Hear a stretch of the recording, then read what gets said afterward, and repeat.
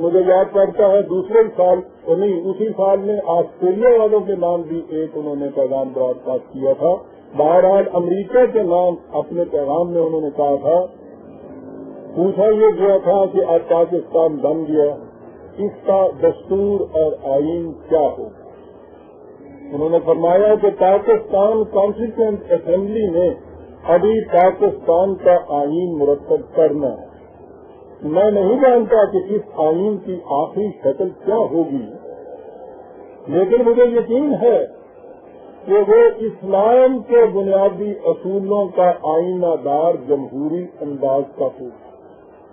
اسلام کے اصولوں کی بنیادی اصولوں کا آئینہ دار جمہوری. اسلام کے یہ اصول آج بھی اسی طرح عملی زندگی کا منطبق ہو سکتے ہیں جس طرح وہ 1300 سال پہلے ہو سکتے. اسلام نے ہمیں وحدت انسانیت اور حالت کے ساتھ عدل و دیانت کی تعلیم دی. آئین پاکستان کے مرتب کرنے کے سلسلے میں جو ذمہ داریاں اور فرائض ہم پر عائد ہوتے ہیں ان کا ہم پورا احساس رکھتے ہیں. کچھ بھی ہو, یہ مسلمہ بات ہے کہ پاکستان میں کسی صورت میں بھی تھیٹر کی رائج نہیں ہوگی جس میں حکومت مذہبی پیشواؤں کے ہاتھ میں دے دی جاتی ہے کہ وہ بغانے خود خدائی مشن کو پورا کرے. یہ چیز یہاں نہیں ہوتی. عزیزہ مہمان آپ نے غور فرما دی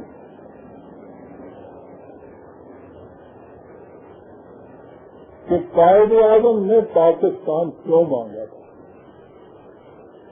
میں نے عرض کیا ہے کہ کم از کم 1939 سے 48 تک کی ان کی تقاریر کے اقتباسات پاکستان میں موجود ہیں, جو پرنٹ میں موجود ہیں, لکھی ہوئی ہیں, محفوظ چلی آ رہی. اب ان کی روشنی میں آپ بتائیے کہ یہ پوچھنے کی ضرورت ہے کہ پاکستان کا مطالبہ کیوں کیا گیا تھا. کیا اس مطالبے میں مذہب کا کوئی دخل تھا یا نہیں تھا. باقی رہا یہ کہ اس سے معاشی مفاد حاصل ہوں گے, تو میں نے پہلے ہی عرض کیا ہے کہ جب اپنی آزاد مملکت ہوگی تو بہرحال اس میں سب کچھ اپنے ہاتھ میں ہوگا. جب ملک کی معیشت کے سارے ذرائع اپنے امت کے ہاتھ میں ہوں گے, قوم کے ہاتھ میں ہوں گے, ان ذرائع سے کون فائدے بھی اٹھائے گی.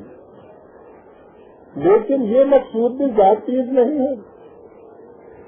اب رہا یہ کہ شاید یہ ذرائع ہاتھ میں ہوں گے تو اس سے تو پھر وہی سرمایہ داری کا نظام وجود میں آ جائے گا. سنیے, اس بات میں بھی قائد اعظم اپنی رہنمائی کے بغیر ہمیں نہیں چھوڑ گئے. یہ کچھ آخری دور کی بات نہیں, یہ 1945 کی بات ہے کہ قائد اعظم نے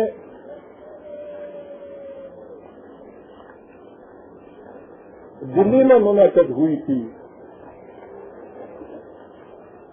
وہ کانفرنس. ٹھیک ہے جی,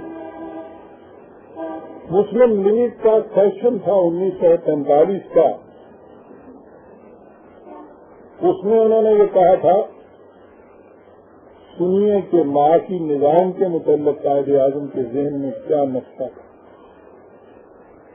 پہلے یہ ذہن میں سوچ لیجیے کہ دور وہ تھا کہ قائد اعظم کو ایک شخص یا ایک مسلمان کی تائید کی ضرورت تھی.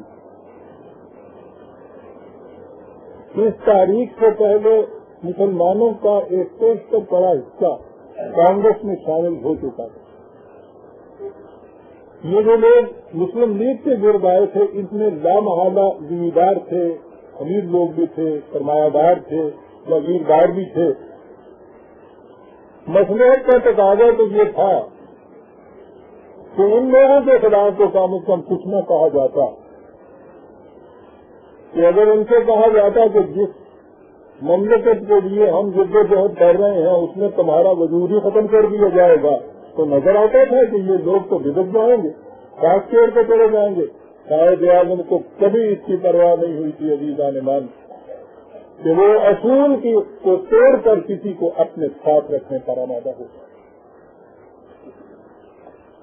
1945 میں انہوں نے یہ کہا کہ اس مقام پر میں ذمہ داروں اور سرمایہ داروں کو بھی متنوع کرنا چاہتا ہوں کہ وہ ایک ایسے ابلیسی نظام کی روح سے جو انسان کو ایسا بدمست کر دیتا ہے کہ وہ کسی معقول بات کو سننے کے لیے آمادہ ہی نہیں ہوتا، وہ عوام کے گاڑے پسینے کی کمائی پر رنگ ہولیاں مناتے ہیں.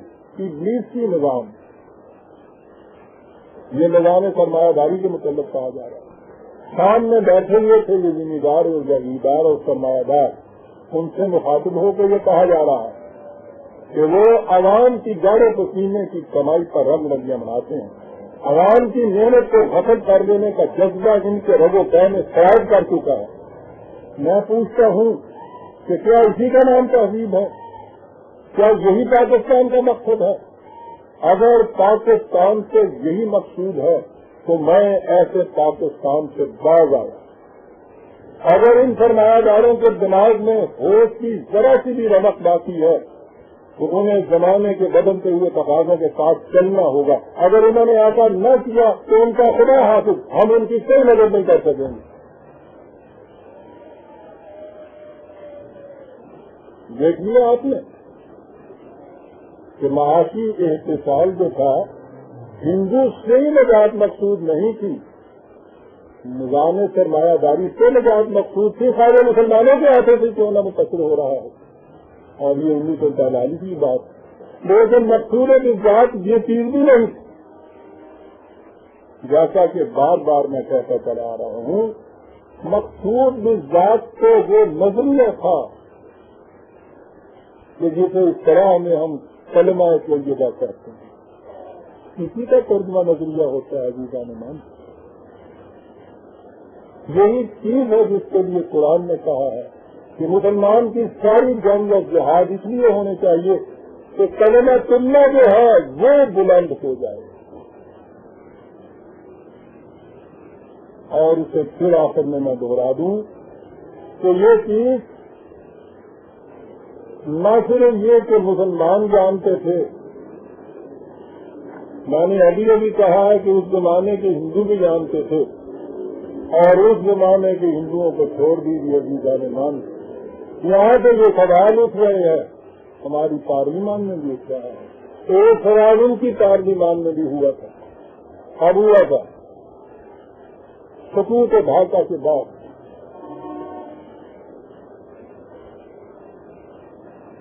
جب ہم نے خود اپنی ہی غلط روش کے ماتحت اتنی ذلتوں میں شکست کھائی، تو کوئی یہ ہے کہ اس فتح کا جشن منانے کے لیے ہندو کی پارلیمنٹ میں نیو دہلی میں ایک اجلاس منعقد ہوا. وہاں کی وزیر اعظم مسز اندرا گاندھی کی روح انہوں نے ہدیہ اور تبریک پیش کیا، مبارکباد دی اس کامیابی کے اوپر. آپ کو پتہ ہے کہ مسز اندرا گاندھی نے اس کا جواب کیا دیا؟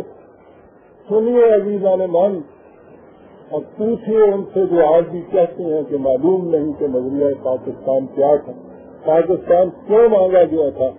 اندرا گاندھی نے اس کا جواب دیا تھا. اس نے ان سے کہا کہ مجھے مبارکباد نہ دیجیے، یہ کامیابی نہ ہماری فوجوں کی کامیابی ہے، نہ ہماری حکومت کی کامیابی ہے، یہ کامیابی ہے ہمارے حق پر مبنی نظریہ کی، اس نظریہ کے خلاف جو باطل پر مبنی تھا.